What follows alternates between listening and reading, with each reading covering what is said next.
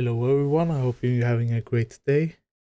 It's about 1 month left until the Siege Invitational 2024 starts. As of this time, we don't know the groups necessarily, but we know the 20 teams that will attend it. As we don't know the groups, I have set up the tier list in a way that I will have teams that I think will highly likely not win any games, teams that may win games depending on how their group goes, the sort of mid of the pack team, just above average teams, good teams, and the top teams. And this is, I won't go too far into every team, and I just hope we can have a fun time ranking the teams together. Let's start off with the highly likely to not win any games teams. I will start off with putting Sandbox, D+, and Fury into these. And my reason are mostly Sandbox. They didn't really win any international games during 2023. They have gotten Rin into the team, which is an upgrade. I would still say Rin is one of the best fraggers in Korea, but I don't know if him alone will elevate the team to a point where they can win games. D+, as far as I know, they won't have any changes since the last major, and they just don't look that good. They can potentially pull off some off strat on a off map potentially, but I think this is a team that will be grouped quite easily. And Fury, like maybe they can win a game. Potentially you could put them up one step in the tier, but you know, when you are in SI, you know, you're gonna see the top teams play on top level. I just think that if there's one APEC team that will struggle from Southeast Asia region as well, it's gonna be Fury. Then for the teams that may win a game, but depends on group, I will put Bliss and I will put Scars in there. Whilst I hope we can see one of these two teams surprise people, you know, do some crazy runs. I want these two teams to do that, but I highly doubt that will happen. They won't have any roster changes as far as I know coming into SI. But I just hope we can see some fun siege out of them, and yeah, that's really all I wish for. Then we have the 13th to 16th place. Whilst we have already put out 5 teams and this is only supposed to be 4 teams, I'll put 3 teams here instead. And these are like the teams that basically makes it out of the groups but then loses directly into playoffs. And this might surprise people, but I think we will see a Virtue Pro in here, a Space Station, and a Bleed. And this is not that I necessarily think these teams are some of the worst teams, but it's just VP never really looks consistent when it comes to international play. SSG looks shaky from time to time. They did have a better run than I expected them last major, but yeah. And Bleed, I'm just scared they had, you know, one of these magical runs last major where everything works, everything just feels amazing, and that they will, you know, be on a D plus downward spiral. I'm scared that this is what will happen for the majors coming forward for Bleed, that they will just be a bit irrelevant. But let's talk about now.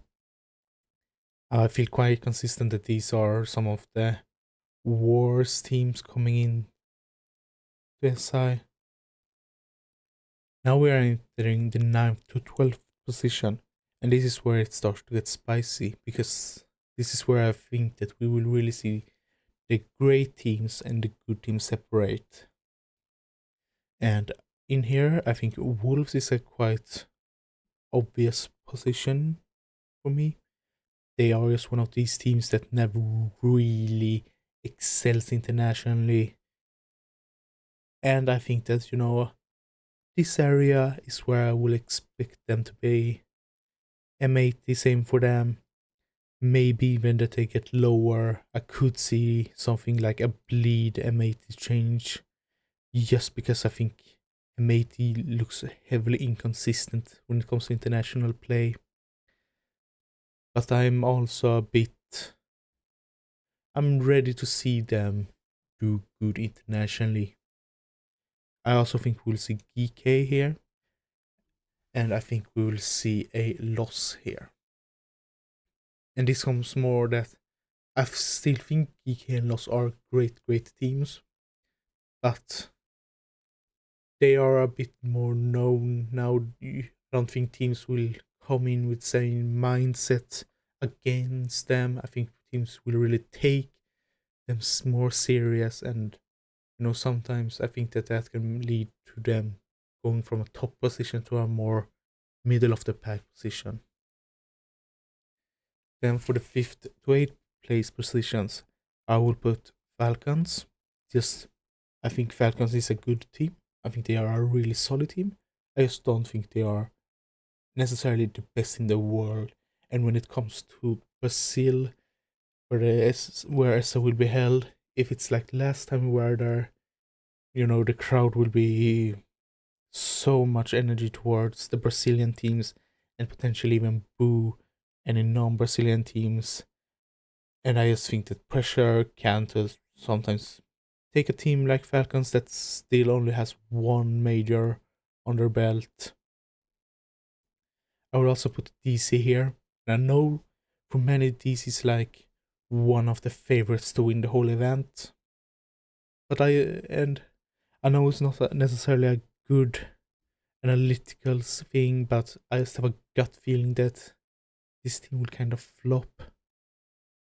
I will also put Sonics in there as I think this is around the place where they will fit. And then I will also put FaZe in there.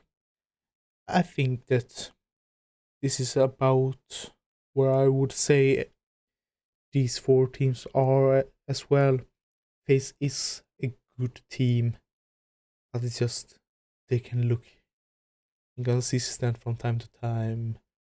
And when it comes to the top placements, I think you will also have to see many Brazil versus Brazil matches, and that just really a coin toss on who will win then. And then for the final 4, we can start off with G2. And yes, they recently lost back to back against the T3 and the T2 team. I don't think G2 necessarily comes in as the favorites to win, but G2 is just one of those teams that as the tournament goes, as the event goes, they really gets into it. They start to play better the more they get into it. It's they are getting their feelings into the event, and I think that the whole idea of them coming in as reigning champions, defending champions, I think that can put them to a top 4 position. Not necessarily a win, but a solid, strong top 4 position. In IP, I just really like their lineup.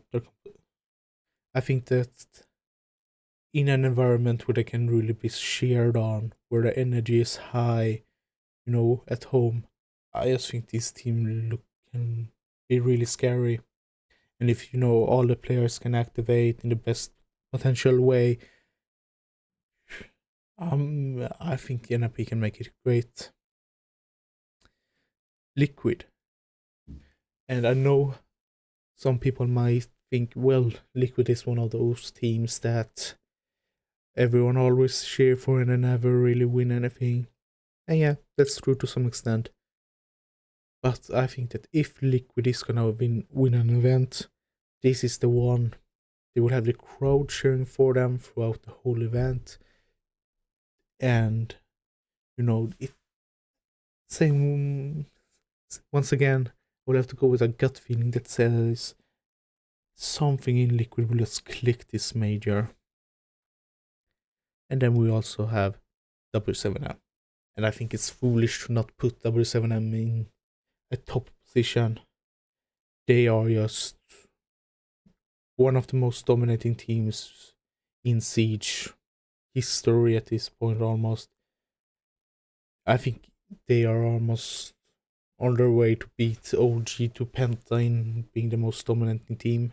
They have not done it yet, but they are good on their way.